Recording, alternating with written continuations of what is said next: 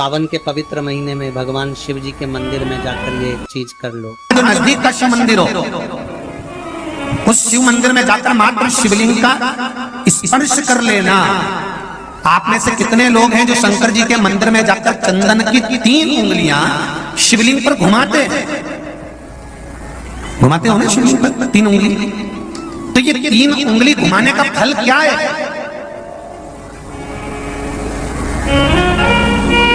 क्या फल है? इस शिवलिंग पर ये 3 उंगली घुमाई जाए तो इसका फल क्या है? तो आपको लगेगा भगवान शंकर को त्रिपुंड लगाना है। बोलो सही है गलत है? आप तो यही सोचोगे ना कि शिव जी को त्रिपुंड लगाया गया है। अरे नहीं, शिव महापुराण की कथा कहती है, ओम शिव महापुराण की कथा ये सागर में जो चल रही है, इसमें आप अगर विद्धेश्वर संहिता को या पार्वती खंड को निकालोगे या आप स्कंद पुराण का या लिंग पुराण की कथा को उठाकर देखोगे तो उसमें वर्णन आता है जब कोई पुरुष, नारी या बच्चा अगर चंदन लेकर गया है, अष्टगंध लेकर गया है या जल चढ़ाने के बाद चंदन भी नहीं है, अष्टगंध भी नहीं है, लाल चंदन भी नहीं है और मात्र उंगली से 3 लाइन खींचता है, उसका मतलब त्रिपुंड लगाना नहीं होता। उसका मतलब होता है कि उसने एक पार्थिव शिवलिंग का निर्माण कर पूजन कर ली है। यह फल प्राप्त, उसका फल ये प्राप्त होता है।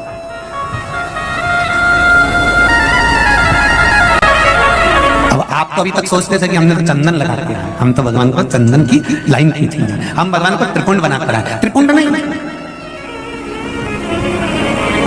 भगवान शंकर को आपने त्रिपुंड लगाया वो अपनी जगह पर भगवान शंकर को जो आपने 3 लाइन खींची है, हाथ का जो स्पर्श कर कर घुमाया है, इससे पार्थिव शिवलिंग के निर्माण का फल प्राप्त हो जाता है।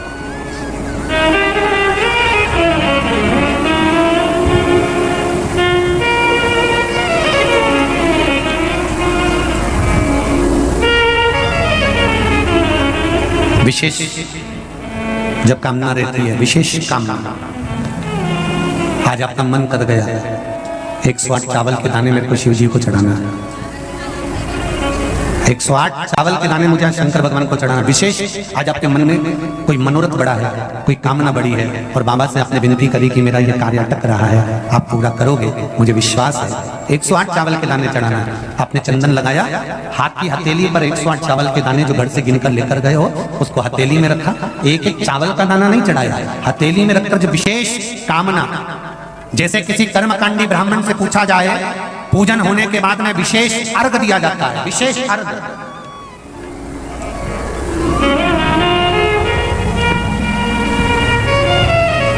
उसी तरह विशेष कामना के लिए तो महापुराण की कथा चल रही है, बार बार नहीं मिलेगी। और जितने लोग आस्था पर सुन रहे हैं, जितने लोग फेसबुक यूट्यूब पर सुन रहे हैं, वो भी ध्यान लगा कर सुन।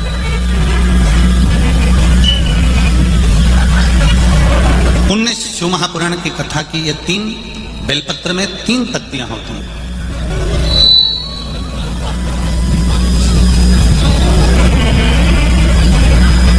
ये 3 पत्तियां शिव महापुराण की कथा करती है। जब हम देवाधिदेव महादेव को समर्पित करते हैं, जब हम भगवान शंकर को ये 3 पत्तियां समर्पित करते हैं, तो हमारा वर्तमान, हमारा भविष्य और हमारा पूर्व का किया हुआ जो भाग है वह भी, केवल एक बेलपत्र जब हम भगवान शंकर को समर्पित करते हैं तो हमारा वर्तमान, हमारा भविष्य और हमारा भूत जो निकल गया वो तीनों ही भगवान शिव उसको संवार देते हैं। मात्र एक बेलपत्र का फल इतना प्रबल है कि एक बेलपत्र मात्र भगवान शंकर को समर्पित कर देने से हमारा निश्चित समय अवधि गणना सब स्वीकार कर लेते हैं भगवान शंकर।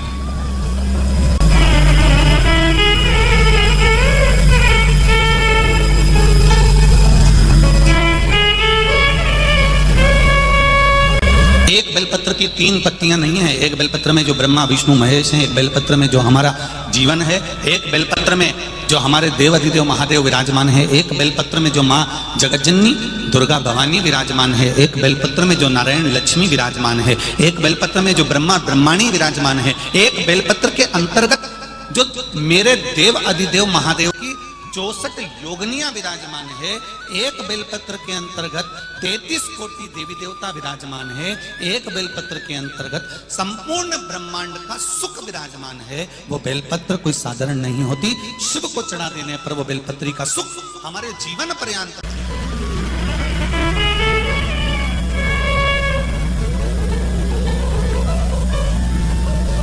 केवल एक बेलपत्र हमने जो देवादिदेव महादेव को समर्पित करी, उसका सुख हमको अपार सुख प्रदान कर देता। पुण्य 3 तरह से होता है, एक मन से, वचन से और कर्म से।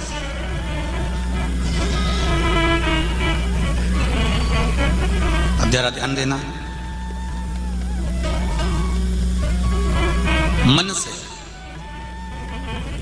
हम जिंदगी में कभी किसी के प्रति भेदभाव ना रखें। गलत अगर भोजन किया है तो हम गलत सोचेंगे,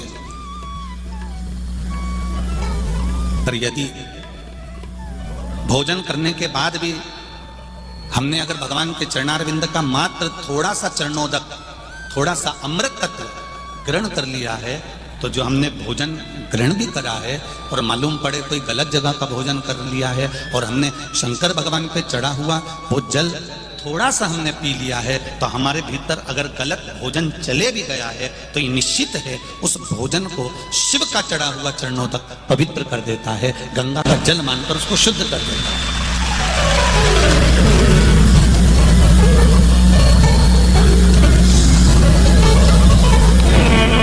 दो विष होते हैं, 2 तरह का विष होता है। एक विष भोजन में मिलाया जाता है और एक विष कानों में मिलाया जाता है। जरा ध्यान देना मालेगांव वालों और जितने लोग आस्था चैनल पर सुन रहे हैं वो भी। एक विष भोजन में मिलाया गया है और एक विष कानों में घोला गया है। ये 2 विष हैं। इसमें एक विष जो भोजन में मिलाया गया है उस विष से तुम बच सकते हो, पर जो कानों में जहर उगला गया है उससे जिंदगी में कभी बचला नहीं जा सकता, कभी नहीं बच सकते उससे कभी बचा नहीं जा सकता। आप उससे कितना भी प्रयास कर लो नहीं बच सकते।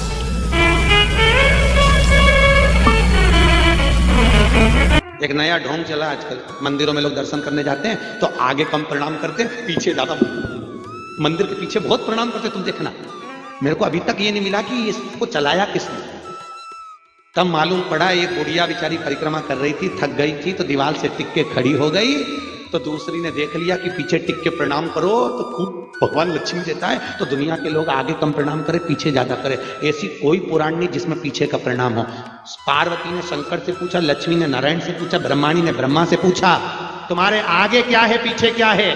शंकर भगवान बोले, सुनो पार्वती, 33 कोटि देवताओं के आगे धर्म का निवास होता है और उनके पीछे अधर्म का निवास होता है। और दुनिया के लोगों को कौन समझाए? परिक्रमा लगाते लगाते पीछे सबसे ज्यादा प्रणाम करते हैं, अधर्म को इतना प्रणाम करें, इतना प्रणाम करें, और ऊपर से मन में सोचे कि हमारे मन में शांति क्यों नहीं रहे, हमारे घर में लक्ष्मी क्यों नहीं टिके, हमारे घर में धीरज क्यों नहीं बने, क्योंकि तू मंदिर के पीछे प्रणाम करके आई होगी, इसलिए तेरे घर में कभी शांति नहीं हो सकती।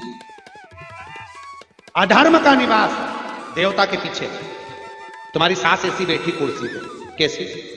अरे बोला तो ऐसी, और तू सिर पे पल्लू लेके सास के पीछे जा और भोग लगा। सास भी बोल देगी कि अरे मैं भूतनी हूं जो तू मुझे पीछे प्रणाम कर रही, क्योंकि भूतनी के पांव पीछे होते, मैं तो तेरी सास, तू आगे प्रणाम करके मेरे पीछे। तो देवताओं भी सोचे इसको प्रणाम आगे करना चाहिए।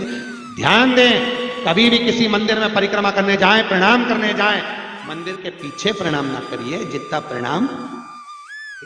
श्री शिवाय नमस्तुभ्यं, श्री शिवाय नमस्तुभ्यं, श्री शिवाय नमस्तुभ्यं, श्री शिवाय नमस्तुभ्यं, श्री शिवाय नमस्तुभ्यं, श्री शिवाय नमस्तुभ्यं, श्री शिवाय नमस्तुभ्यं, श्री शिवाय नमस्तुभ्यं, श्री शिवाय नमस्तुभ्यं, श्री शिवाय नमस्तुभ्यं, श्री शिवाय